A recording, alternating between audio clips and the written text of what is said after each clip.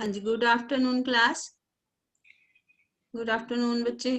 खुशप्रीत, सानिया, हिमांशी, काजल। हाँ जी बेटे, हमने किया था जो है उपसर्ग, प्रत्यय और समास। अब मैंने समास का चैप्टर आपको अच्छे से समझा दिया। आपको समझ आ गया बच्चे? समास वाला चैप्टर मैंने कल की जो वीडियो थी उसमें मैंने बहुत अच्छे से समझाया था, कल वाली क्लास में, कि कर्मधारय समास, तत्पुरुष समास, द्विगु समास और बहुब्रीहि समास। ठीक है, आज हम करेंगे व्याकरण का वाक्य भेद। ठीक है, व्याकरण का चैप्टर है वाक्य भेद।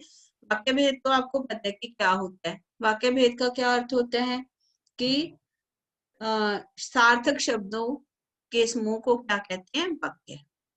ठीक है, सार्थक शब्दों के समूह को क्या बोलते हैं? वाक्य। हाँ जी खुशप्रीत बोलिए। मैम मैंने ना पेपर के रिलेटेड एक क्वेश्चन पूछना था। हाँ जी हम बोलो। अलंकार के 3 भेद नहीं होते?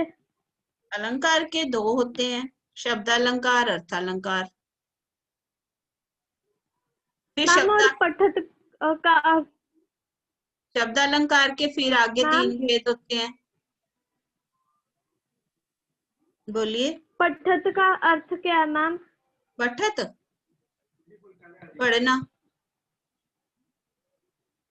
नहीं, मैंने पढ़ते पे क्लिक किया था, वो रॉन्ग हो गया था आंसर।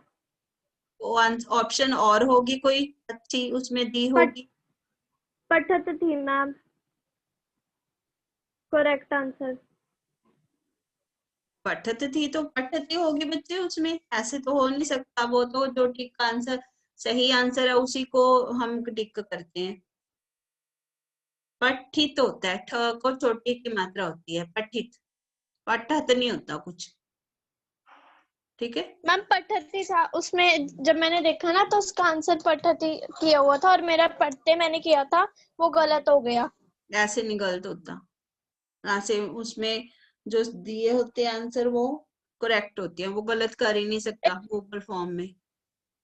एक बार आप मैम चेक करना, उसमें पठत जो था ना वो करेक्ट आंसर आ रहा था और पढ़ते सही पठत सही करेक्ट आ रहा था और पढ़ते गलत था। चलो मैं एक बार देख लूंगी। ठीक है, ठीक है। और सानिया, आपने बेटे पेपर 2 बार सबमिट करा है उसमें। सानिया, सानिया बोलिए बच्चे। नो मैम, वो एक ही बार किया था मैंने तो। आपका 2 बार पेपर सबमिट हुआ है सानिया का। ठीक है, अब जो पहले पेपर होते हैं उसी को हम वो करते हैं, उसके मार्क्स ही लेते हैं जो फर्स्ट टाइम में अटेम्प्ट हो जाता है। दूसरी बार वाला नहीं हम लेते। ओके, चलिए अब हम करते हैं व्याकरण के वाक्य भेद का चैप्टर, ग्रामर का। वाक्य भेद किसे कहते हैं? सार्थक शब्दों के समूह को हम क्या कहते हैं? वाक्य।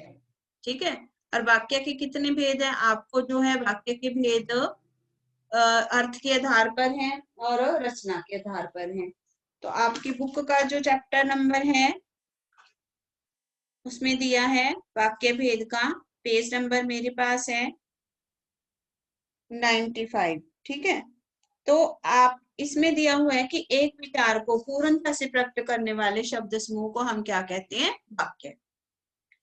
एक विचार को पूरी तरह से जो प्रकट करता है, मतलब सार्थक शब्दों का समूह, जिसके शब्द सार्थक हैं, जिसका कोई मतलब है, उसे हम कहते हैं सार्थक शब्दों के समूह को क्या कहते हैं? वाक्य कहते हैं। ठीक है, एक वाक्य में कम से कम जो है एक क्रियाकर्ता और एक क्रिया जरूर होनी चाहिए। ठीक है, और पूरे वाक्य को भी अर्थ होना चाहिए, तो उसे हम कहते हैं वाक्य, वाक्य भेद। ओके, तुम्हारा मैं खुशप्रीत अभी देखती हूँ पेपर कौन सा है जो। ठीक है, अभी देख लेती हूँ। 9th का है ना? क्वेश्चन नंबर नहीं है कोई, पता है कुछ है मैम खुशप्रीत? क्वेश्चन नंबर मैं आपको बताती हूँ, मैंने स्क्रीनशॉट रखे हुए हैं। एक मिनट, हाँ मेरे को, मैं अभी देख रही हूँ खुशप्रीत ना। हिमांशी, हर्ष, हिमांशी, खुशप्रीत, हाँ बोलो।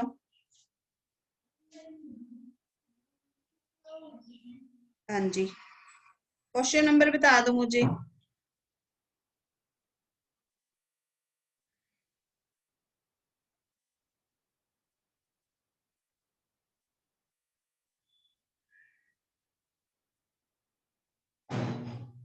वो गलत है आपका। मैम हाँ जी, क्वेश्चन क्वेश्चन नंबर नंबर 16 है। 16 है, हाँ वो गलत है आपका।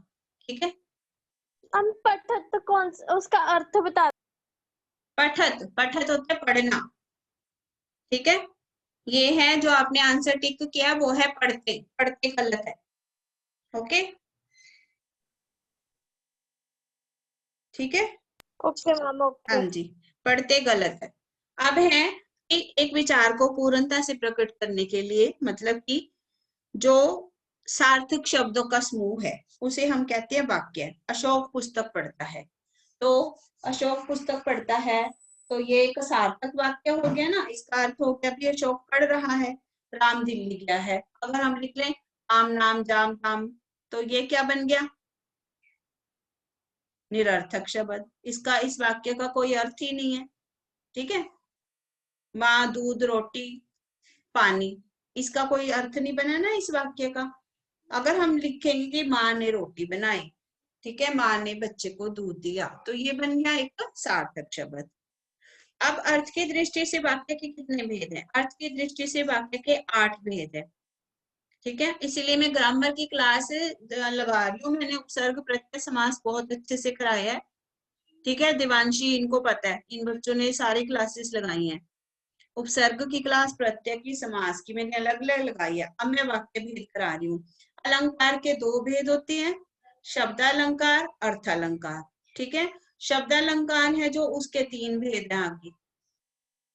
अलंकार के पहले 2 भेद आएंगे, शब्दालंकार, अर्थालंकार। तो वो क्वेश्चन भी आपका गलत हुआ है। अब यहाँ पर है कि अर्थ की दृष्टि से वाक्य के कितने भेद हैं? अर्थ की दृष्टि से वाक्य के 8 भेद हैं। उद्गारवाचक, विधिवाचक, प्रश्नवाचक, इच्छावाचक, विधानवाचक, नकारात्मक, संदेहवाचक, संकेतवाचक। तो ये मैंने समझाया भी था। ठीक है, कि क्या होता है वाक्य, क्या क्या है। पहला क्या है कि वाक्यों के, इस क्वेश्चन में देखते हैं हम वाक्यों के भेद लिखे। भारत क्या है, ये कौन सा प्रश्न है, कौन सा सॉरी वाक्य है? कौन बताएगा? दिवांशी बोलो, दिवांशी बोलिए, ये कौन सा वाक्य है? बोलो बच्चे, आप बोलो हिमांशी। प्रश्न वाक्य। हाँ, प्रश्न वाक्य। प्रश्नवाचक वाक्य, प्रश्नवाचक क्या बोलते हैं इसको? प्रश्नवाचक। ठीक है, दूसरा है कृपया शांति बनाए रखें। प्रश्नवाचक क्या होता है? जिसमें कि प्रश्न पूछा जाता है। प्रश्नवाचक की परिभाषा में आपको साथ साथ बताती हूँ कि प्रश्नवाचक वाक्य के मूल में जिज्ञासा होती है। इनमें क्या, कौन, कब, कहाँ आदि शब्द लगते हैं। प्रश्नवाचक में क्या होता है? कब, कौन, क्या आदि शब्द लगते हैं और जानने की इच्छा होती है प्रश्नवाचक वाक्य में। जैसे कि आप कल कहाँ गए थे, तुम क्यों नहीं आए, क्या सूर्य गर्मी देता है, कल कौन आया था। तो इसमें सब में क्या है? जिज्ञासा, जानने की इच्छा होती है। ठीक है, फिर है उसके बाद दूसरा वाक्य है कृपया शांति बनाए रखें। ये कौन सा वाक्य है? कोई बता सकता है? कृपया शांति बनाए रखें, इसमें क्या है? बोलिए, कृपया शांति बनाए रखें, इच्छावाचक। इसमें क्या किया गया है? इच्छा की गई है कि कृपया शांति बनाकर रखें। दशरथ अयोध्या के राजा हैं, ये कौन सा वाक्य है? बताइए काजल। अच्छा, इच्छावाचक सुन लो पहले क्या होता है। इच्छावाचक में ये होता है कि जिस वाक्य द्वारा इच्छा, आशीष या स्तुति प्रकट की जाए। क्या किया जाए? इच्छा प्रकट की जाए, स्तुति प्रकट की जाए, मतलब ईश्वर की वंदना की जाए, और आशीष दी जाए, किसी को आशीर्वाद दिया जाए। ठीक है, स्तुति की गई हो भगवान की, आपकी यात्रा मंगलमय हो, मोहन अब खेला जाए, कृपया शांति बनाए रखें, ईश्वर तुम्हारा भला करे, आज तो कहीं से खाने को मिठाई मिल जाए। तो ये क्या है? इच्छा। इसे कहते हैं इच्छावाचक वाक्य। फिर है दशरथ अयोध्या के राजा हैं। हाँ जी बताइए, ये कौन सा वाक्य है? बोलिए, बोलो बेटे। काजल आप बताओ, दशरथ अयोध्या के राजा हैं, ये कौन सा वाक्य है? खुशप्रीत, सान्या, बोलिए। और कोई? मैम सूचनावाचक। सूचनावाचक तो कोई वो ही नहीं है, भेद ही नहीं है। पहले तो आपको भेद याद करने पड़ेंगे। भेद के नाम आपको याद करने हैं। उद्गारवाचक, विधिवाचक, प्रश्नवाचक, इच्छावाचक, विधानवाचक, नकारात्मक, संदेहवाचक, संकेतवाचक। अभी मैं बता देती हूँ। दशरथ अयोध्या के राजा हैं, ये हैं एक विधानवाचक, जिसमें हमें सूचना मिलती है। इसको सूचनावाचक नहीं बोलते, विधानवाचक बोलते हैं कि दशरथ जो है अयोध्या के राजा हैं। वह विद्यालय गया है, मैं पढ़ रहा हूँ, वह कल लौट आएगा, जिसमें एक ही क्रिया हो, ठीक है, और हमें सूचना दी गई हो, उसे हम कहते हैं विधिवाचक। क्या बोलते हैं उसको? विधानवाचक, सॉरी, उसे बोलते हैं विधानवाचक वाक्य। अब आपको ये समझ आई है? पहला समझ आया प्रश्नवाचक, जिसमें प्रश्न पूछा जाए। दूसरा क्या है, मैंने आपको बताया, कृपया शांति बनाए रखें, इच्छावाचक, जिसमें किसी की वंदना की गई हो, ईश्वर की स्तुति गाई गई हो, या फिर इसमें ये किया गया हो कि इसमें ये दिया गया हो कि आशीष दी गई हो। ये समझ आया इच्छावाचक? बताइए मुझे बेटे, रिस्पॉन्स तो करो, तभी मैं पता चलेगा मुझे। दिवांशी, काजल, हिमांशी, खुशप्रीत, समझ आ रहा है ये? Yes ma'am. मैम हाँ जी। नेक्स्ट है दशरथ अयोध्या के राजा हैं, इसमें हमें सूचना दी गई है, इसे हम क्या कहते हैं? विधानवाचक। अब हमने कौन कौन से करे? पहला प्रश्नवाचक, दूसरा मैंने आपको बताया इच्छावाचक, तीसरा है विधानवाचक। ठीक है, प्रश्नवाचक, इच्छावाचक, विधानवाचक। चलिए आगे चलते हैं। अर्थ के आधार पर निम्नलिखित वाक्यों में परिवर्तन कीजिए। रश्मि आग लगाती है, प्रश्नवाचक बनाइए इसका। कौन बताएगा? हाथ, अपने हाथ वो करो, हैंड रेज करो। हाँ बताइए हिमांशी। क्या रश्मि आग लगाती है? क्या रश्मि आग लगाती है? ठीक है, क्या रश्मि आग लगाती है? क्या आग रश्मि ने लगाई है? प्रश्नवाचक बनाना है हमने। हाँ काजल बोल लो।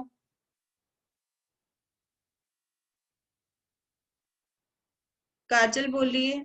Yes ma'am. बोलो। क्या रश्मि आग लगाती है? हाँ, क्या रश्मि आग लगाती है? क्या आग रश्मि ने लगाई है? तो ये क्या बन गया? प्रश्नवाचक। फिर है संदेहवाचक। पहले संदेहवाचक सुन लो क्या होता है।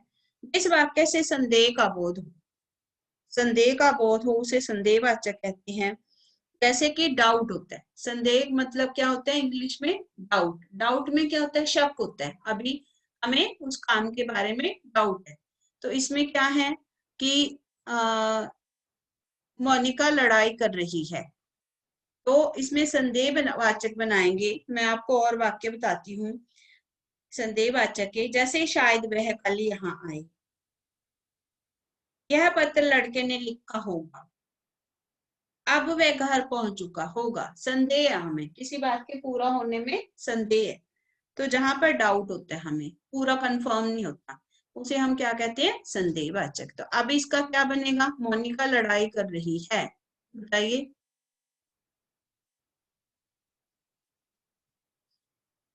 बोलिए इसका क्या बनेगा? हाँ काजल बोलो। शायद मोनिका लड़ाई कर रही है। शायद मोनिका लड़ाई कर रही है, ठीक है, तो ये बन गया संदेहवाचक। संदेहवाचक में होता है कि जिस वाक्य से संदेह का बोध हो उसे हम संदेहवाचक कहते हैं।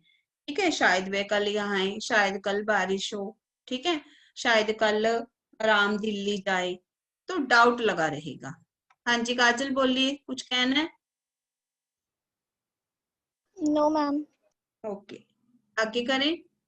अगला है इच्छावाचक बनाना है। इसका इच्छावाचक मैंने अभी आपको समझाया। आप बताइए, क्या समीर हंस रहा है? इसका इच्छावाचक क्या बनेगा? क्या समीर हंस रहा है? इसका इच्छावाचक बोलो बेटे, क्या बन सकता है इसका?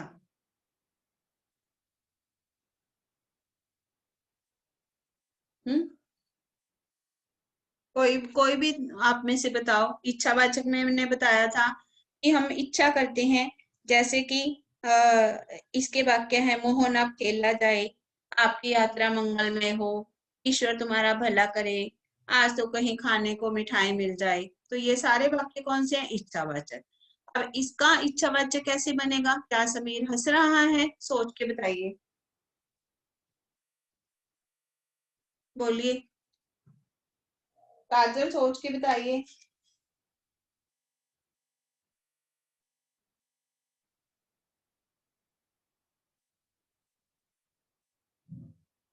हाँ जी, बोलिए दिवांशी, आप बताइए।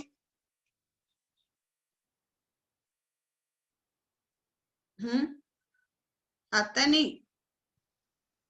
समीर भगवान की कृपा से हंसता रहे। समीर तुम सदा हंसते रहो। ठीक है। और क्या बन सकता है इसका? बोलिए, और क्या बन सकता है?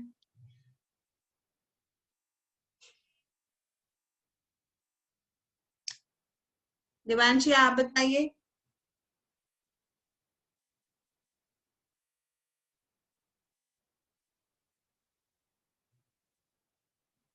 बोलिए बच्चे।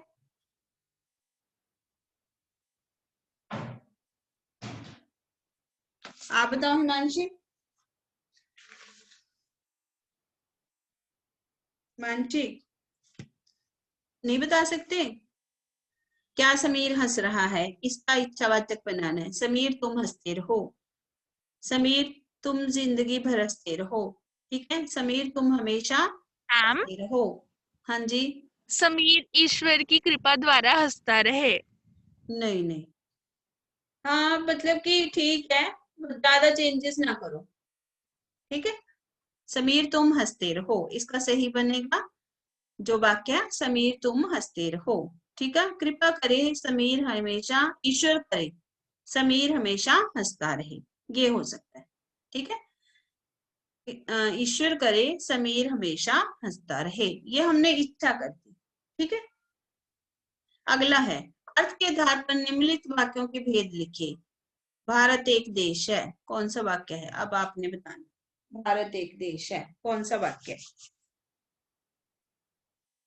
बोलो।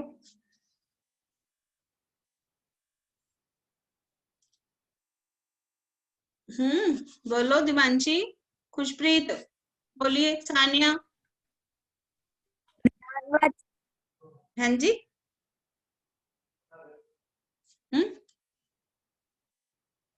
बोलो बेटे। भारत एक देश है, कौन सा वाक्य है ये?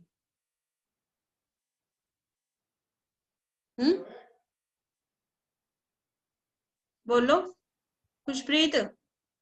भारत एक देश है, सिंपल है, विधानवाचक, बस सूचना दी गई है इसमें, किसी कार्य की या किसी वाक्य की किसी बारे में सूचना दी गई है। भारत एक देश है, क्या बन गया? ये एक विधानवाचक। भारत एक देश है, विधानवाचक की डेफिनेशन सुनो। जिस वाक्य से कार्य के होने की सूचना मिलती है, ठीक है, वह सूचना असत्य भी हो सकती है और सत्य भी हो सकती है। तो सूचना जो मिली है वो सत्य भी है और असत्य भी है, तो इसे हम क्या कहते हैं? विधानवाचक। भारत एक देश है, विधानवाचक। अब आपको समझ आया? बताइए विधानवाचक। बोलिए बेटे, बोलो, समझ आया? Yes ma'am. हाँ जी, विधानवाचक समझ आया, जिसमें जिस वाक्य से कार्य के होने की निश्चित सूचना मिलती है, उसे विधानवाचक कहते हैं। सूचना सत्य भी हो सकती है और असत्य भी हो सकती है। ठीक है बच्चे, एक वाक्य देखो, मैंने दूध नहीं पिया। अब ये बताओ कौन सा वाक्य है, वाक्य भेद है। मैंने दूध नहीं पिया कौन सा है? ये है नकारात्मक वाक्य, नकारात्मक। इसे नकारात्मक भी बोलते हैं, निषेधवाचक भी बोलते हैं। ठीक है, तो नकारात्मक वाक्य की परिभाषा है जिस वाक्य से कार्य के ना होने का बोध होता है। जिस वाक्य से कार्य के ना होने का बोध होता है उसे कहते हैं नकारात्मक वाक्य। ठीक है, जिस वाक्य से कार्य के ना होने का मतलब काम नहीं हुआ, जिसमें ये पता चले कि मना किया गया है, काम नहीं हुआ, वो होता है नकारात्मक वाक्य। मैंने दूध नहीं पिया, तो ये कौन सा वाक्य है? नकारात्मक।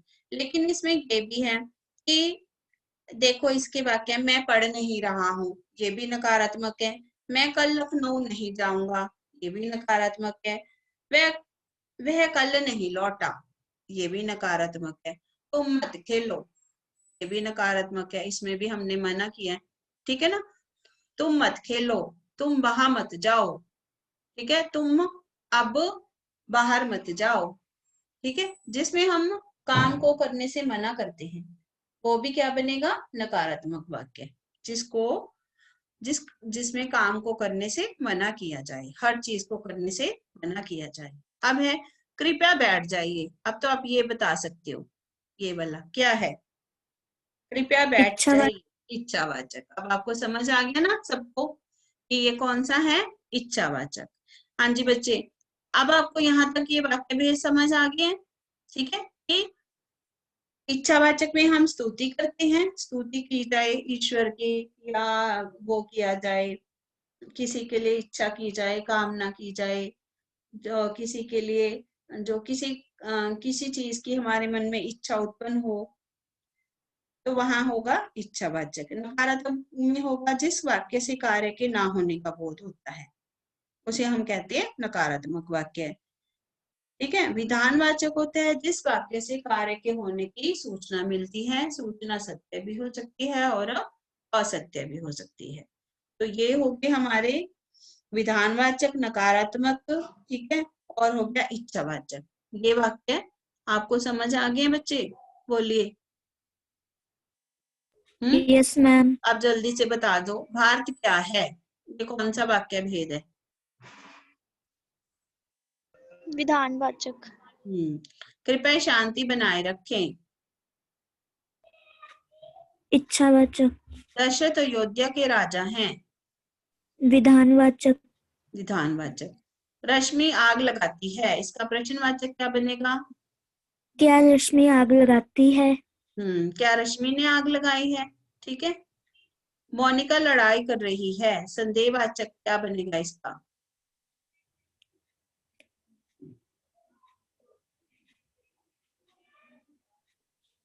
संदेहवाचक की परिभाषा सुनो। जिस वाक्य से संदेह का बोध होता है उसे संदेहवाचक कहते हैं।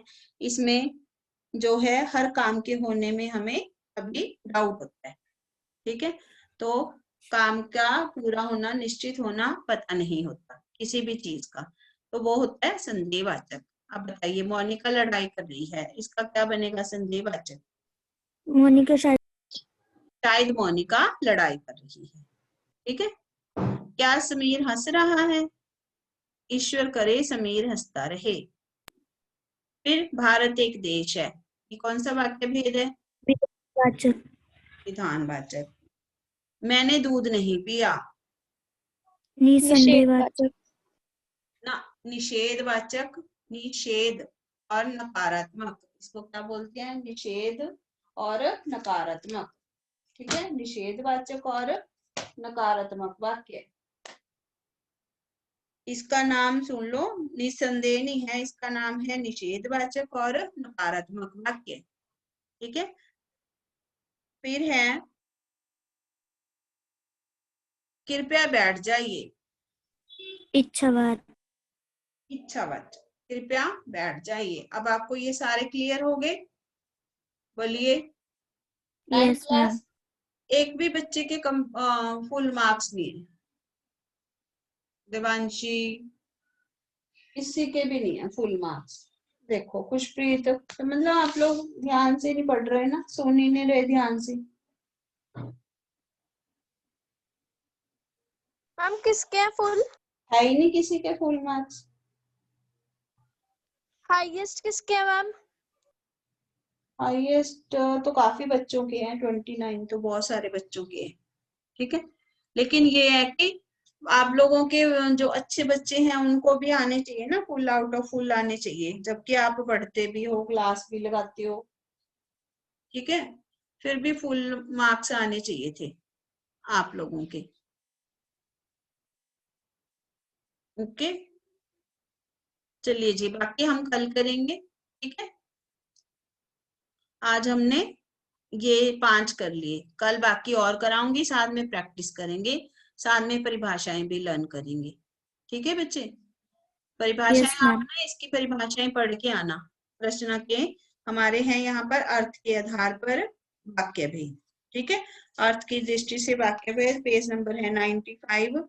अपने परिभाषाएं लर्न करनी है और इसका ये भी लर्न करना है कि इसके भेद कितने होते हैं। जैसे आज कंफ्यूजन होगी आपको, अलंकार के कितने भेद होते हैं, तो मैंने बताया अलंकार के 2 भेद होते हैं, शब्द अलंकार, अर्थ अलंकार। फिर आगे शब्द अलंकार के 3 भेद हैं, अर्थ अलंकार के 4 भेद हैं। इस तरह से अब आप कंफ्यूज हो गए क्योंकि अब ध्यान से पढ़ा नहीं है, तो प्रॉब्लम तो फिर वहां कंफ्यूजन हो जाती है ना। चलिए जी, बाय बाय, बाय बेटे।